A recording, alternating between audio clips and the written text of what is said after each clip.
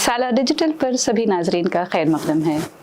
मुअज़्ज़ज़ नाज़रीन, बचपन में एक गाना सुनते थे जिसके दो लाइन्स कुछ इस तरह हैं कि कल और आएंगे नगमों की खिलती कलियां चुनने वाले, मुझसे बेहतर कहने वाले, तुमसे बेहतर सुनने वाले। जब भी ये दो लाइन सुनती थी मुझे कहने वाले पर सख्त एतराज़ होता था कि शायर ने अपने बारे में तो कह लिया होता कि मुझसे बेहतर कहने वाले आएंगे, लेकिन सुनने वालों के बारे में इन्होंने क्यों कहा कि तुमसे बेहतर सुनने वाले। अब मुझे ये एतराज़ इसलिए था कि मैं भी सुनने वालों में से थी।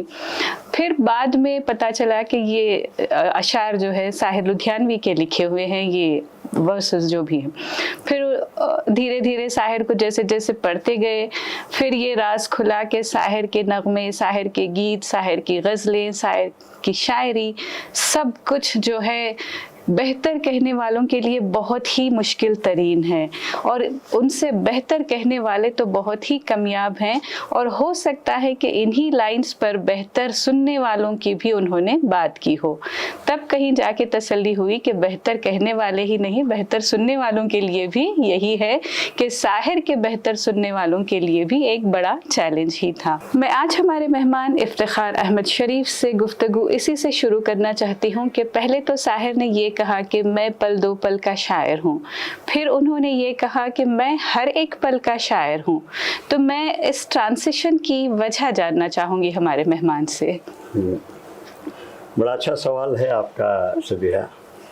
मैं समझता हूँ कि शाहिर साहब जब तक उर्दू वाले, उर्दू गीत सुनने वाले या उर्दू पढ़ने वाले रहेंगे, साहिर लुधियानी साहब का नाम बाकी रहेगा। बिल्कुल। इसलिए कि उन्होंने ऐसा बेहतरीन कलाम पेश किया है, बिल्कुल ही आसान सहल ज़बान में। बिल्कुल। ये इकबाल या गालिब या फैज़ साहब की तरह मुश्किल नहीं पढ़ने वालों के लिए।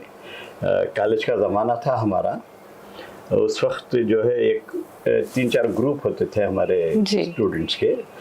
कोई साहिर लुधियानी का दीवाना था, तो कोई मजरू सुल्तान की शायरी पर जोर देते थे, और बात तो शकील बदायूनी के थे। हमारे यहाँ हमारे दरमियान जो है इन शोरा को लेकर बहुत लंबी लंबी बहसें होती थी।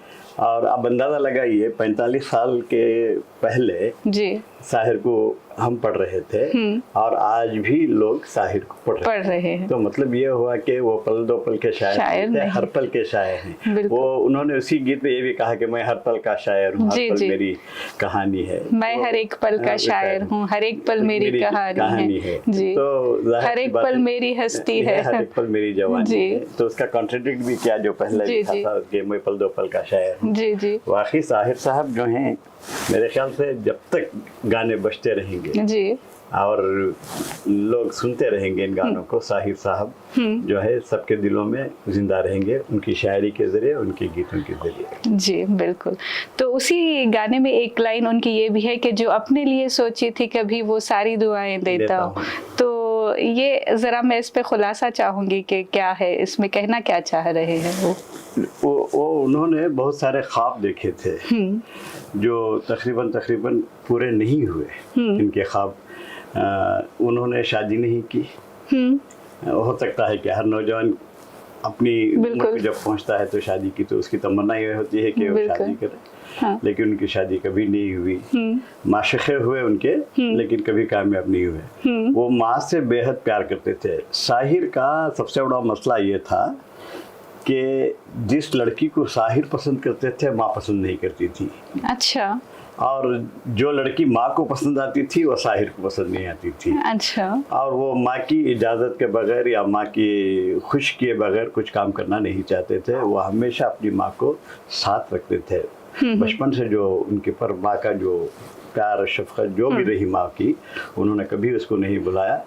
और सबसे अजीब बात क्या है कि माँ के इंतकाल के चंद ही अरसे के बाद साहिर का भी इंतकाल हो गया जी। तो उससे उनके लगाव का अंदाज़ा हम आसानी से लगा सकते हैं। कहा जाता है कि जब शोरा की महफिल जमती थी साहिर के घर में, तो जब कोई बात होती तो उठकर सीधे वो कमरे से उठकर माँ के कमरे में आ जाते थे और माँ से मशवरा करके फिर वापस आते थे। यानी उस कदर वो माँ के चहेते थे, माँ के दीवाने थे और माँ की बातों को इतना मख्तम समझते थे। तो इससे अंदाजा हो सकता है बिल्कुल कि इनके बहुत सारे ख्वाब जो हैं वो अधूरे रह गए थे। हाँ, लेकिन उन्होंने नौजवान नस्ल को बड़ी अच्छी बातें कही। उन्होंने कहा है कि ये जो दुनिया तुम्हें मिली है तुम्हारे आबा व अजदा से, जब तुम जाओगे तो इससे बेहतर दुनिया आने वाली नस्लों के लिए छोड़ कर जाना। ये नौजवानों के लिए खास पैगाम हुआ करता था साहिर लुधियानवी साहब। जी जी। तो हम देखते हैं सर कि साहिर की ज़िंदगी बचपन से ही जो है बहुत ज़्यादा तकलीफ़ों से, परेशानियों से उनको गुजरना पड़ा है। लेकिन ये सारी तकलीफ़ें और परेशानियां उन्होंने जो है अपनी आगे की ज़िंदगी पर भी उसको उन्होंने जो है उसका ये बनाए रखा। मतलब उसका एक इम्पैक्ट ऐसा रहा कि ऐसा लगता है कि जैसे खुशियों को वो कबूल करना ही नहीं चाहते हैं, कुछ ऐसा मालूम होता है। साहिर साहब के साथ बहुत नाइंसाफी हुई। वो पैदा हुए वो पैदा हुए सरदार बेगम के वतन से जी, लेकिन उनके बाप जो थे फजल चौधरी, वो उनकी माँ को बीवी का दर्जा देने के लिए तैयार नहीं थे, आस्था के तौर पर रखना चाहते थे। यहीं से जो है पूरा वो उनकी कहानी शुरू होती है। हाँ। और ये जानकर मेरे नाजरीन को भी बड़ा ताज्जुब होगा, इन्होंने अब्दुल हई नाम रखा, बड़ा खूबसूरत नाम, अल्लाह का सिफाती नाम अब्दुल हई रखा। लेकिन उनके एक दोस्त हैं हमीद राही, वो अपने एक मजमून में लिखते हैं कि अब्दुल हई जो नाम उनके वालिद ने रखा, प्यार से नहीं, मोहब्बत से नहीं, उनके पड़ोस में, इनके बाप के पड़ोस में एक शख्स था, वो उस वक्त सूबे का कुछ वजीर था, उसका नाम अब्दुल हई था। उससे इनकी बनती नहीं थी। अच्छा। उसे गालियां देने के लिए उन्होंने अपने बेटे का नाम अब्दुल हई रखा। अब्दुल हई तो के दुश्मनी की बुनियाद। हाँ, दुश्मनी की बुनियाद पर अब्दुल हई नाम रखा था, प्यार से नहीं, मोहब्बत से नहीं। अंदाजा लगा सकते हैं कि ये बाप किस कदर हो रहा होगा बेटे सख्त रहे होंगे। और वो बाकायदा जोर जोर से गालियां देता अब्दुल हई को। और जब वो अब्दुल हई शिकायत करता लोगों से, वो जो वजीर था, कि मुझे फजल गालियां बक रहा है, तो कहता है कि मैंने उसको गालियां नहीं दी, मैं तो मेरे बेटे को गालियां दे रहा हूँ। इसलिए उन्होंने उसका नाम अब्दुल हई रखा था।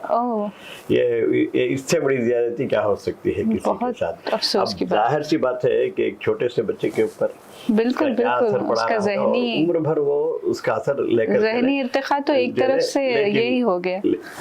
इन तकलीफों का, इन परेशानियों का जो फायदा हुआ, साहिर के अंदर एक अच्छा शायर पैदा हुआ। मैं समझता हूँ अगर ये तकलीफें ना झेलते, माँ के साथ जो नाइंसाफियाँ माँ के साथ जो हुई, जिस कदर उनके साथ सलूक रवा रखा गया इनके बाप का, तो मैं समझता हूँ कि तमाम चीज़ों का असर उनकी ज़िंदगी में काफ़ी पड़ा होगा। और उसी को लेकर मेरे ख्याल से मैं समझता हूँ उनकी शायरी में वो निखार सब आया होगा। जी साहिर साहब जी। गुलजार जो फिल्म इंडस्ट्री का बहुत बड़ा नाम है, जी, तो उन्होंने लिखा है और कहते हैं कि साहिर की शायरी ने जो है अदब में एक दर्जा और फिल्मों में एक दर्जा नहीं अपनाया, जैसा कि उस जमाने के दूसरे शायर करते थे, जैसे कैफी आज़मी थे, मजरू सुल्तानपुरी थे और जानिसार अख्तर थे। ये इन सब का अदबी कंटेंट अलग होता था और फिल्मी कंटेंट अलग होता था। और उन्होंने कहा भी है गुलजार ने कि मीडियम ने जो है साहिर को अपना लिया था, ना कि साहिर ने मीडियम को अपनाया था। तो इस पर आप क्या कहना चाहेंगे? 100% सही बात है। बिल्कुल गुलजार साहब ने बिल्कुल सही कहा है कि साहिर ने पूरे अदब को मलहूज रखा अपने गानों में भी। जी जी। अब कौन शायर है जो ऐसे अल्फाज इस्तेमाल कर सकता है, चंपई उजाला है, सुरमई अंधेरा है, इनकी आप शायरी देखिए, शायरी बिल्कुल वैसी है जैसे कि उनके गीत हैं, कहीं कोई फर्क आपको महसूस नहीं होता। और ये वही कर सकता है जो हद दर्जे के कमाल का शायर हो। वरना जो है, जैसा कि आपने कहा कि दूसरे गीतकारों ने गीत लिखे, अच्छे लिखे, बिल्कुल अच्छे लिखे, बहुत अच्छे गीत लिखे, आनंद बख्शी हो, मजरू सुल्तानपुरी हो, गुलजार साहब जो भी हो, लेकिन साहिर साहब ने अदब को अपने गीतों में बाकी रखा जी। इसलिए कि गानों में अदब को बरकरार रखना बहुत मुश्किल काम है। सिचुएशन के हिसाब से गीत लिखना पड़ता है और उस गीत में ऐसे अल्फाज पिरोना पड़ता है, ऐसे बेसाख्तगी से, वो भी ऐसा मालूम होता है कि बिल्कुल वही अल्फाज वहाँ पे कहने थे करके। फजा में इत्र घोल दो, हाँ। कैसे कैसे अल्फाज इस्तेमाल किए हैं, जरा सी जुल्फ खोल दो, फजा में इत्र घोल दो। जी जी, ये कमाल की शायरी है। ठहरे ठहरे पानी में गीत सरसराते, जी जी, कहाँ से ला सकते हैं दूसरे ये सब। जी जी, इसीलिए वो अपना वो भी चाहते थे। किसी ने कह दिया कि आपके गीतों का कोई कमाल नहीं है, ये SD बर्मन की मौसीकी धुनों का कमाल है। हाँ। तो फिर साहिर ने SD बर्मन के साथ इनके गीतों का वो शुरू हुआ था। हाँ जी, सफर शुरू हुआ था। सफर शुरू हुआ था और कामयाब भी हुए थे और दोनों की जोड़ी बड़ी काफी हिट रही थी। लेकिन जैसे ही किसी ने बरसों बाद एतराज किया कि गाने इसलिए आपके हिट होते हैं कि मौसीकी जो है SD बर्मन साहब की है, सचिंदा बर्मन की जो मौसीकी होती है, तो साहिर ने ये शर्त रखी कि इसके बाद सचिन देव के लिए कभी गाने नहीं लिखेंगे। हाँ। अब ये वही शायर कर सकता है जिसके पास अपने फन पर उसको पूरा पर यकीन हो। हाँ। फिर यही बात लता मंगेशकर के ऊपर आई कि तेरे गाने, तुम्हारे गाने जो हैं इसलिए टॉप हो जाते हैं कि लता मंगेशकर की आवाज।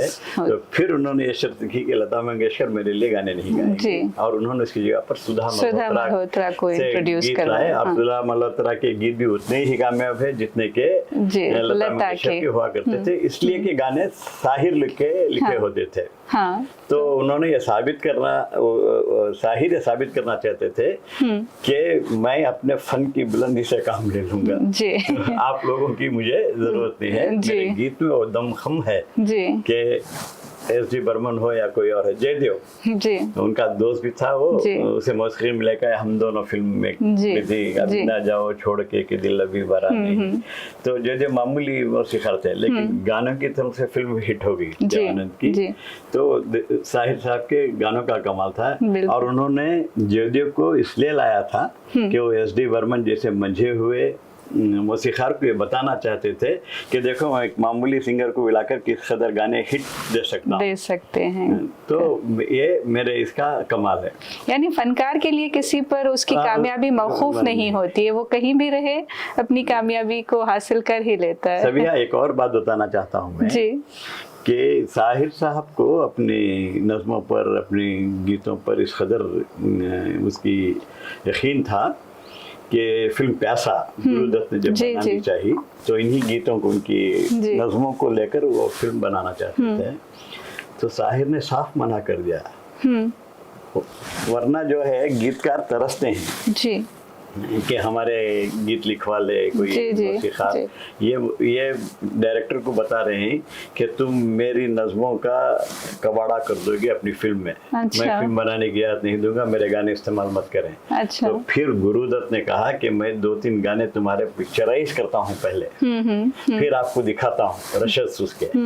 अगर मैंने आपके गानों का सही इस्तेमाल किया है, उसका हक अदा किया है, तो फिर आप इजाज़त दीजिए कि मैं बाकी आगे बनाऊंगा। हाँ। तो उन्होंने चंद गीत फिल्म के, वो ये महलों, ये तख्तों, ये ताजों की दुनिया, ये इंसान के दुश्मन समाजों की दुनिया, ये दुनिया अगर मिल जाए तो क्या है। हाँ। वो गाना पिक्चराइज करवाया, जाने क्या तूने कही, जाने क्या मैंने सुनी, बाकी बनी गई, ये सब प्यासा के गाने।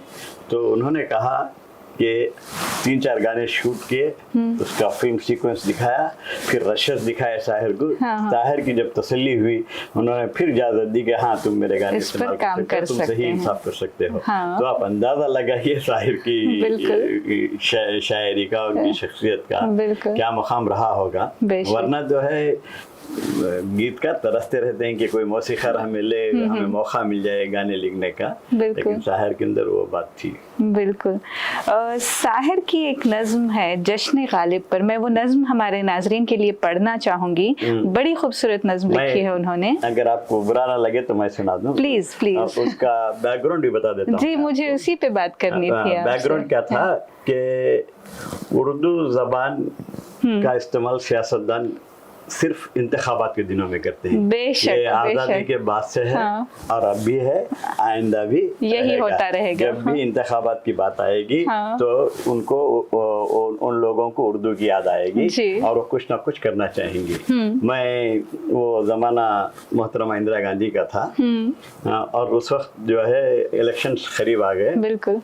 तो इंदिरा गांधी ने अपने दोस्तों से, अपने पार्टी के लोगों से मशवरा किया कि क्या कर सकते हैं मुसलमानों को अपनी तरफ खींचने के लिए, उर्दूदानों को अपनी तरफ, वोट बैंक लेने के लिए, वोट बैंक के लिए। तो उन्होंने कहा कि देखिए, इत्तेफाक की बात है कि गालिब साहब को मरे हुए 100 साल हुए जी।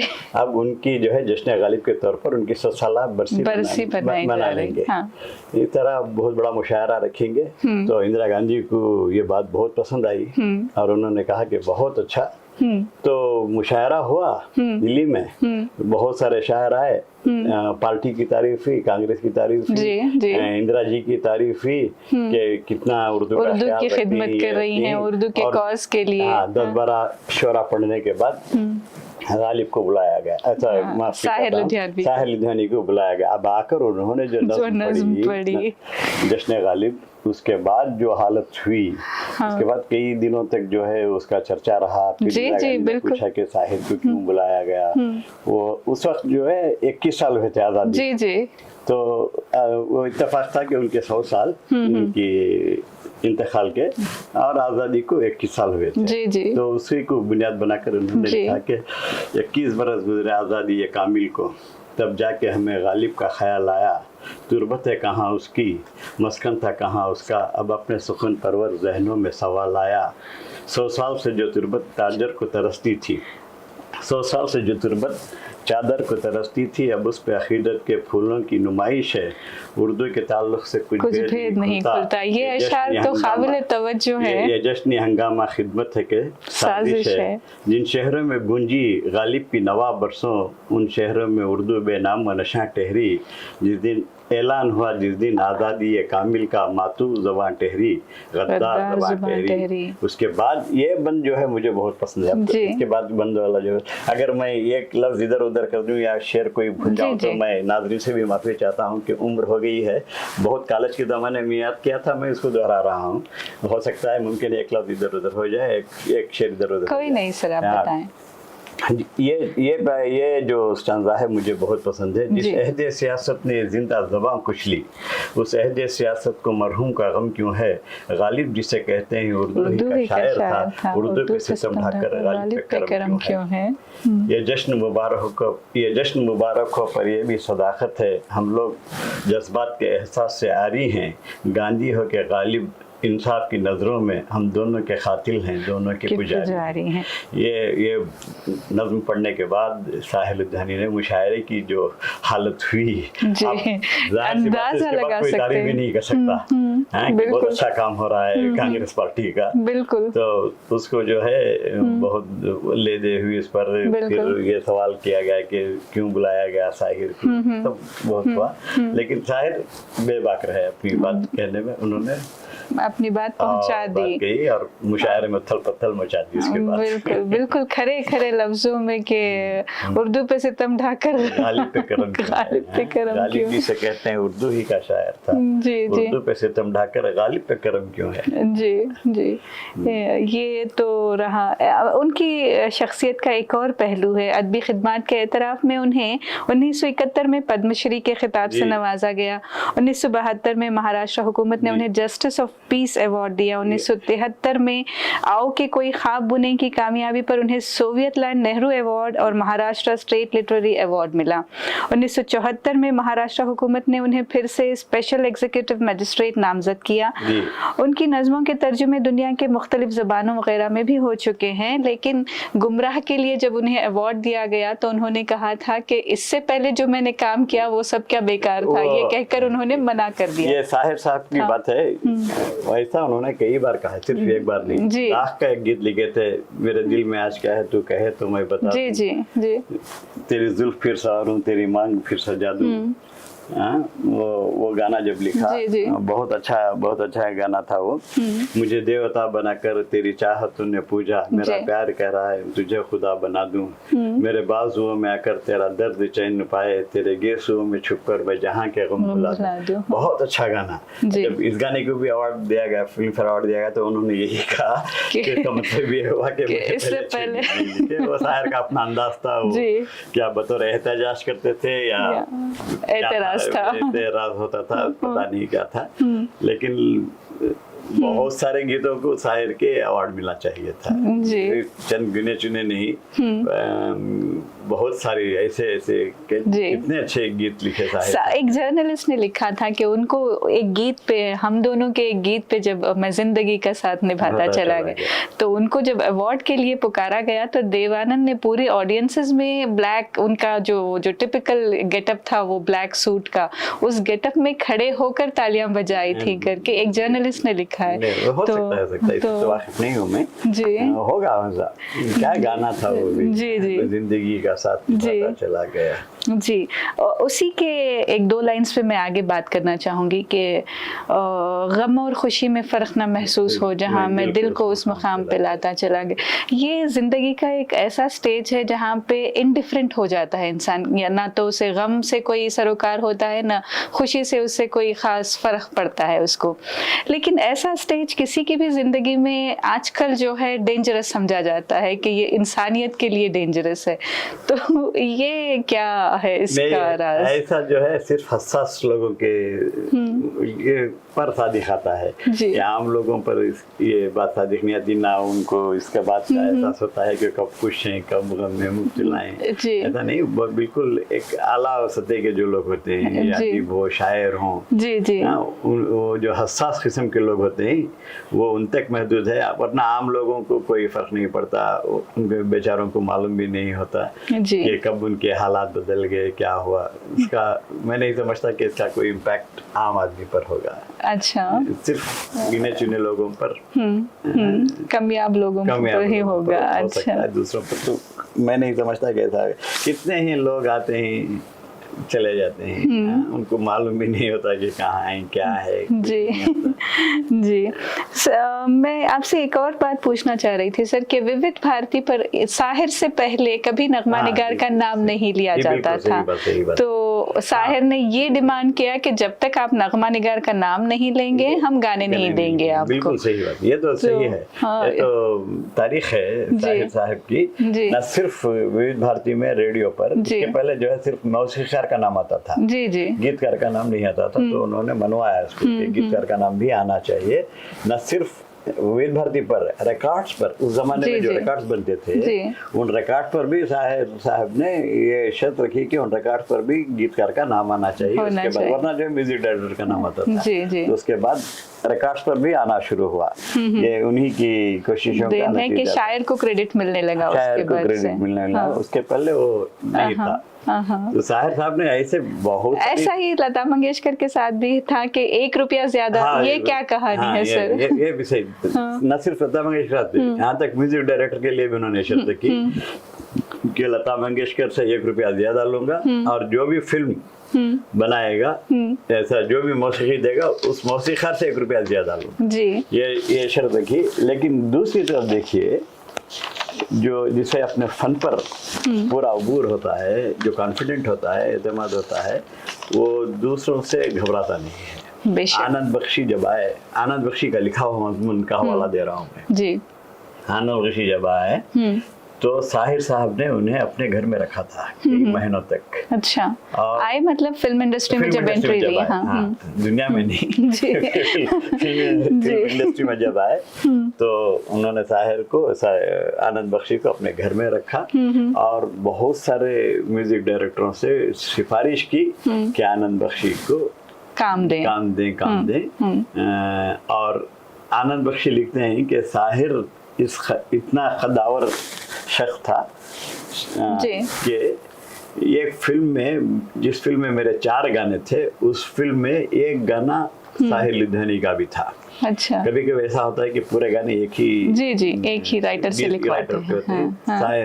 तो आनंद बख्शी लिखते हैं कि 4 गानों के साथ एक गाना उस फिल्म में साहिर साहब ने महज इसलिए लिखा कि लोगों में ये तासुर पैदा हो कि साहिर जब इस फिल्म के लिए आनंद बख्शी का गीत लग रहा है तो आनंद बख्शी भी कुछ मेयर का होगा। अच्छा। हाँ। साहिर की शायरी में जो है सर, गुर्बत और समाजी नाइंसाफी का एक बड़ा सब्जेक्ट है, बड़ा कंटेंट है उनके पास। तो इस पे आप कुछ सुनाना चाहेंगे, कहना चाहेंगे?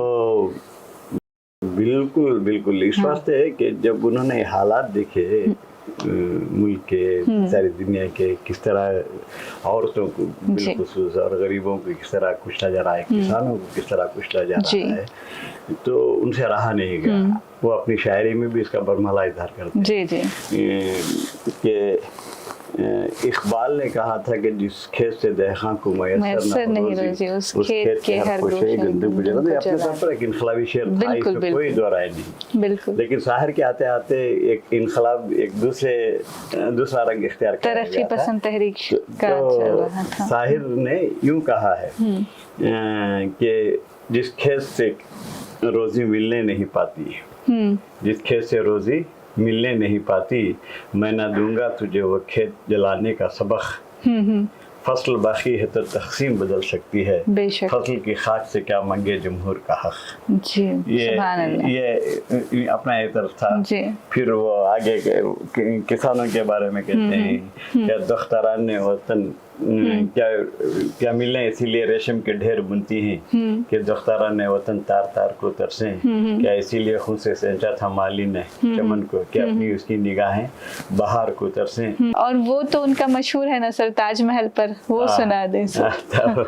ताजमहल तो एक शहंशाह ने, तो उससे भी जाहिर होता है कि वो किस कदर इनसे नाला थे, इन राजाओं से, महाराजाओं से या बादशाह से। और आपको मालूम है उन्होंने जिंदगी में ताजमहल नहीं, वो कभी आगरा गए भी नहीं और ताजमहल देखा भी नहीं। तो वो ताजमहल पर बहुत कामयाब नज़्म थी उनकी, 1944 की नज़्म थी। उसमें उन्होंने कहा, चंद शेर याद आ रहे हैं तो सुना देता हूँ, आपने पूछा भी है।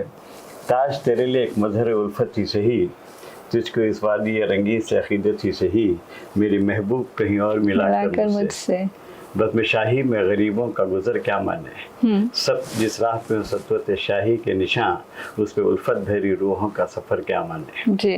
मेरे महबूब पस पर्दे तहशीर वफा, मेरे महबूब पस पर्दे तहशीर वफा, तूने सतवत के निशानों को तो देखा होता, मुर्दा शाहों के मखाबिर से बहलने वाली अपने तारीख मकानों को तो देखा होता। अनगिनत लोगों ने दुनिया में मोहब्बत की है, कौन कहता है साजिश न थे जज्बे उनके, लेकिन उनके पास तशहीर का सामान नहीं, क्योंकि लोग अपनी ही तरह मुफलिस थे।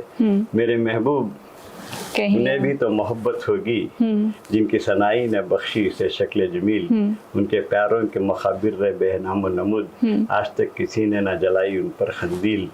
ये चमनदार जमुना का किनारा, ये चमनदार जमुना का किनारा, ये महल मनखश दर दीवार, ये मेहराब ये ताख, एक शहंशाह ने दौलत का सहारा लेकर हम गरीबों की मोहब्बत का उड़ाया मजाक। तो इससे जाहिर हो सकता है कि वो ये जो उनसे उनको खलता था, ये उनके वालिद की तरफ से था। जी। वालिद उनकी बीवी को वो दर्जा देना नहीं चाहते थे और शाहिर को अपने पास रखना चाहते थे। ये भी एक बड़ा इंटरेस्टिंग वाकया है। बिल्कुल। उस जमाने काफी सालों तक उन दोनों के कस्टडी के लिए अदालत में रहे। तो अदालत में जज ने पूछा कि बच्चे को अपने साथ रखोगे तो क्या करोगे। तो वालिद ने कहा कि बहुत कुछ है मेरे पास, माल दौलत, बच्चे को पढ़ाने की क्या जरूरत। फिर माँ से पूछा तो उन्होंने कहा कि मैं बच्चे को पढ़ाऊंगी। तो फिर जज ने कहा कि अगर ये बाप के साथ रहा बच्चा तो जाहिल रहेगा, इसलिए बच्चे को तालीम याफ्ता बनाना है, तो माँ के साथ, तो माँ के साथ उसके हक में वो फैसला हुआ। वरना जो है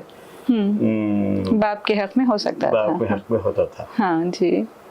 तो शुरू से वो नालान थे उनसे अपने। हाँ। जब भी किसी को देखते और उन्होंने कभी आगरा नहीं गए, आगरा का दौरा नहीं किया, ताजमहल भी नहीं देखा, तो इससे जाहिर होता है कि अंदर वो हाँ, साहिर की जिंदगी में तक़सीम हिंद का एक सानहा भी जो है गुजरा है, तो उस पर आप क्या कहना चाहेंगे सर? नहीं, उनके पर वो लाहौर गए, फिर माँ बिछड़ गई, बहुत बहुत वो हुआ उस वक्त जी, उसी पे आप बताएं हमारे नाज़रीन। वो माँ से बिछड़ गए, ये पाकिस्तान चले गए, माँ कहाँ लापता हो गई, बड़ी मुश्किल से उन्हें ढूंढा गया। क्यों पाकिस्तान क्यों चले गए थे सर? लोगों ने बुला लिया, चले गए पाकिस्तान। माँ यहीं रह गई थी, इंडिया में रह गई थी। पाकिस्तान नाम चीज थी नहीं ना, लाहौर चले गए। जी जी, वो तो हिंदुस्तान का हिस्सा था। जी जी। तो जब पाकिस्तान बना तो मेरे ख्याल से उतनी मुश्किल नहीं थी जाने की, लोगों की आमद के पर बुलाने पर वो लाहौर चले गए। फिर जब वो रात नहीं आया तो वापस दिल्ली आए, फिर दिल्ली से जो है गीत लिखने का जो शौक था, फिर उन्हें बॉम्बे ले आए। हाँ, तो फिर माँ कैसे गुम गई? फिर वो किसी से किसी तरह जो है वो उनके शनाखाओं से बात हुई, फिर वहाँ से बात हुई, यहाँ से बात हुई, रिश्तेदारों से जैसे तैसे करके फिर वो दोबारा अपनी माँ से जा मिले। अच्छा। फिर वो माँ को भी साथ लेकर वापस आ गए थे। उनकी जिंदगी का एक और इम्पोर्टेंट पहलू है, अमृता प्रीतम है, सुधा मल्होत्रा है, एक और नाम हाजरा मसरूर का शायद लिया जाता है उनकी जिंदगी के ताल्लुक से। जावेद अख्तर जो लिखने वाले हैं फिल्म इंडस्ट्री के, वो कहते हैं कि साहिर की और अमृता की कोई मजबूरी नहीं थी, दोनों चाहते तो साथ में रह सकते थे, दोनों को जो है ये मौका मिल सकता था, अगर चाहते तो साथ में रह सकते थे, और उनके ताल्लुक से बहुत सारी कहानियां लोग बताएंगे वगैरह वगैरह। जावेद अख्तर कहते हैं कि ये सब जो है एक फनकार को अपने फन को जिंदा रखने के लिए दुख देना पड़ता है या फिर इस तरह के का झेलना पड़ता है, क्योंकि वहाँ पे मजबूरी तो कोई नहीं थी, वो खुद उन्होंने जो है अपने ऊपर ये बंदिश लाजिम कर ली थी।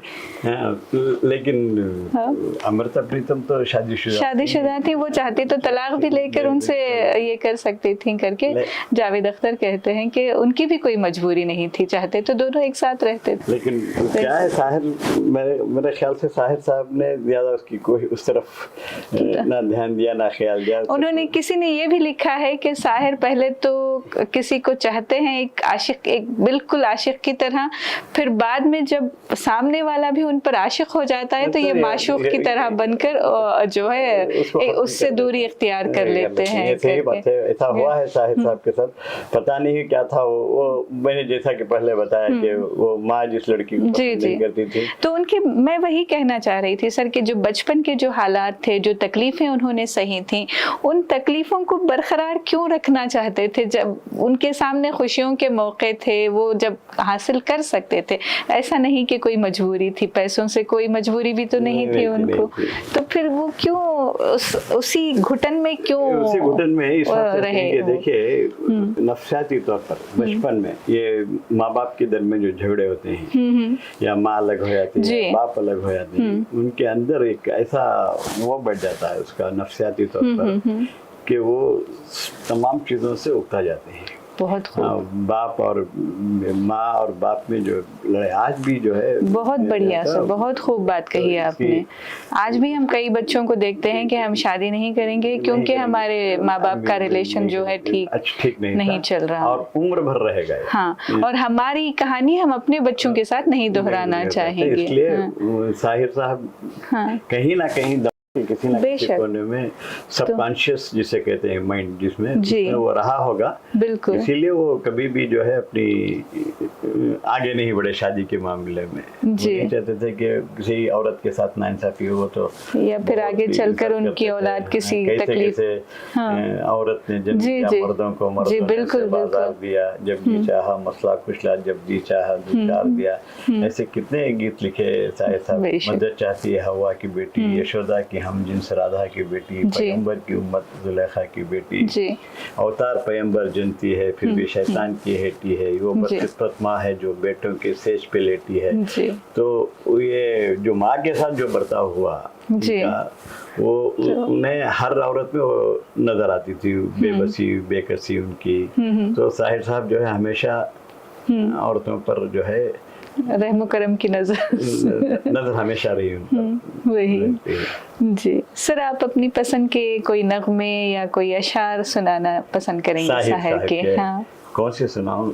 जो भी आपको पसंद हो या फिर जो आप चाहते हैं कि लोग सुने उस बारे में।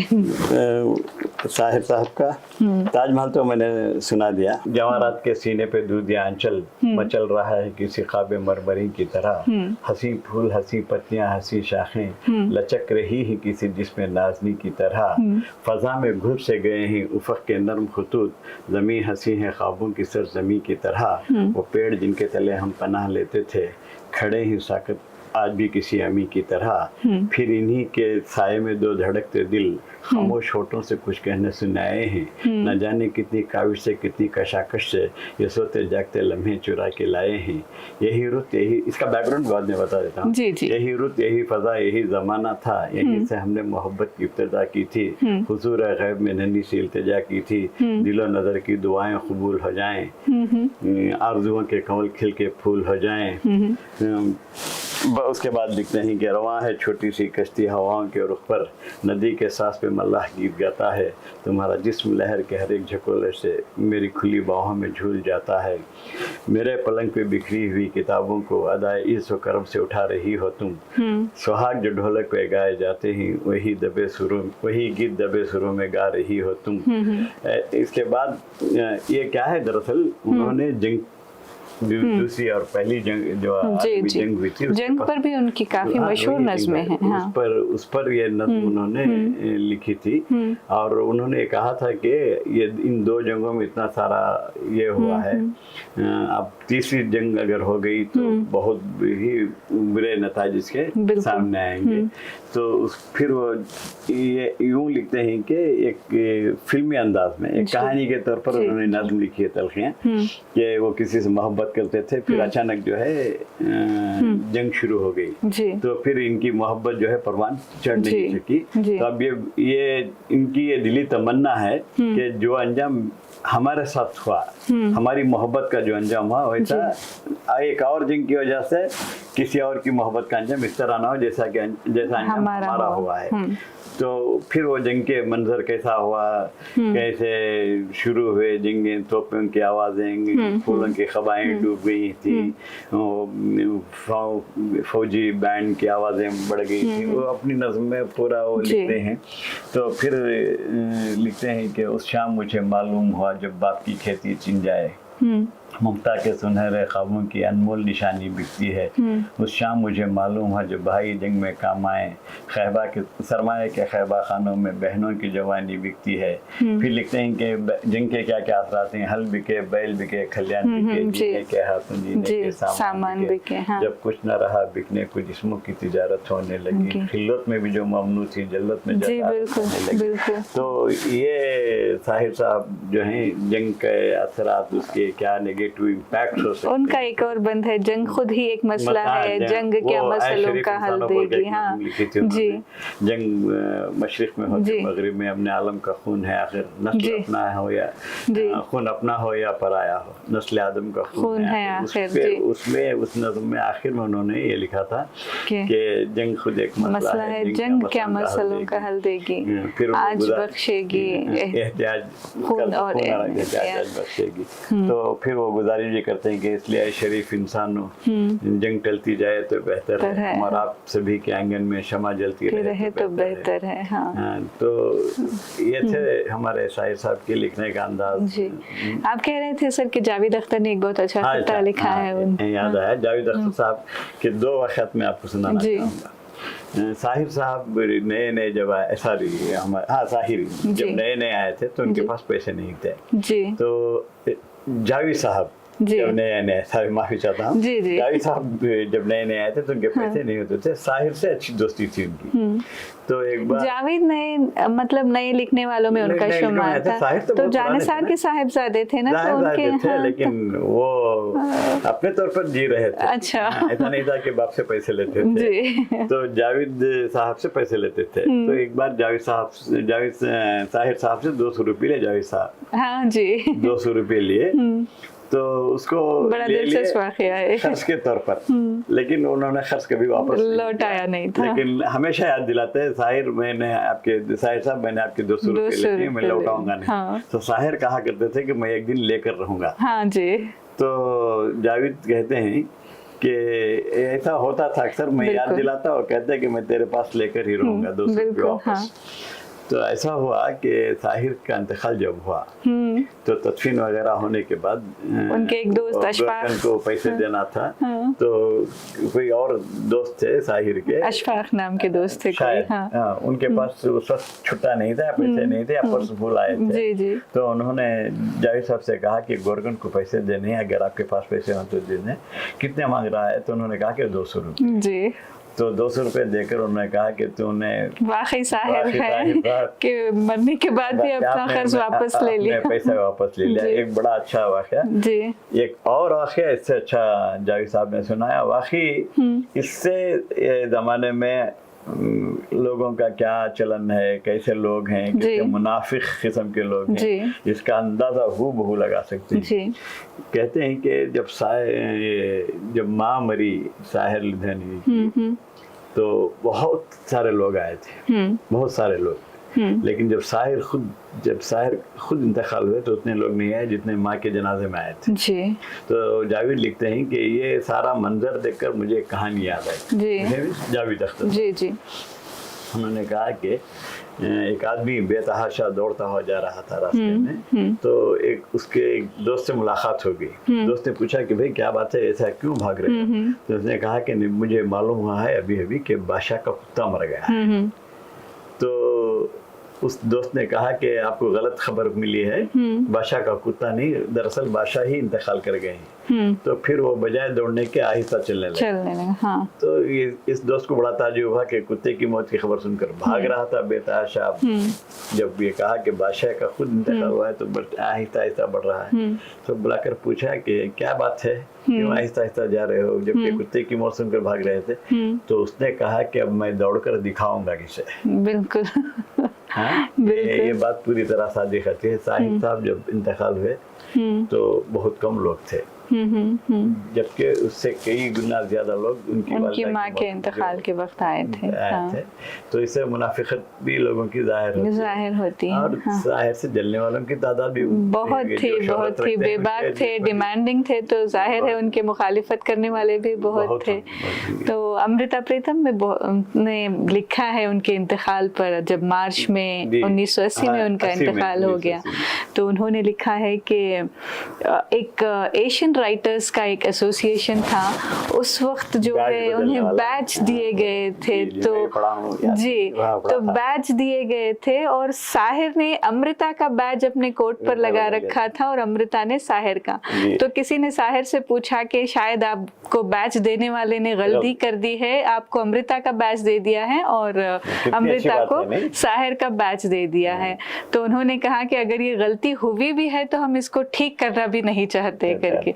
तो अमृता ने बड़ा अफसोसनाक मैसेज लिखा कि शायद मुल्कल मौत ने जो है उस बैच को देखकर उनकी रूह कब्ज कर ली है और वो शायद मेरी रूह लेना था करके। तो मैंने उनके एक दोस्त नहीं कितनी अच्छी बात है। बिल्कुल बिल्कुल।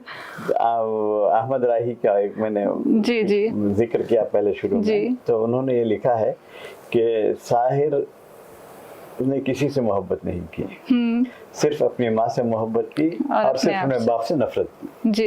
ये दो ही हैं उसकी जिंदगी में, और किसी से जो है मोहब्बत साहिर ने की ही नहीं। हाँ, वो जाहिर सी बात है क्लोज फ्रेंड है, उन्होंने लिखा तो उसमें कुछ ना कुछ सदाकत रही, इसीलिए उनकी शादी भी नहीं हुई ना। हाँ जी, शादी भी नहीं हुई जी। बहुत बहुत शुक्रिया सर सालार डिजिटल से बात करने के लिए, एक बहुत बड़े फनकार पर अपने ख्यालात का इजहार करने के लिए हम आपके बहुत शुक्रगुजार हैं। बहुत शुक्रिया सर। आप हमारे नाज़रीन को कुछ कहना चाहेंगे सर आखिर में?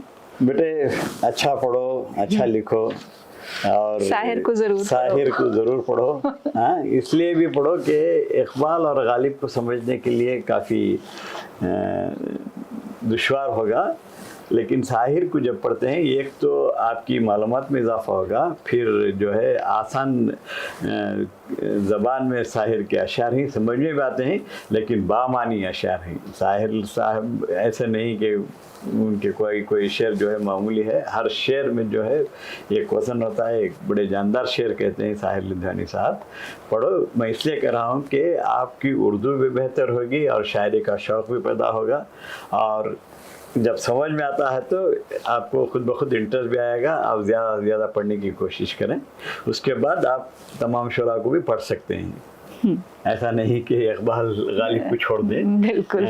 इब्तदाई अगर है आपका ये दौर है तो आप शायर को पढ़े, इसलिए कि समझ में आ जाते हैं, आसान गो हैं, जल्दी समझ में आ जाते हैं। और उनके गीतों की जो तो बात ही अलग है, उनकी नगमगी।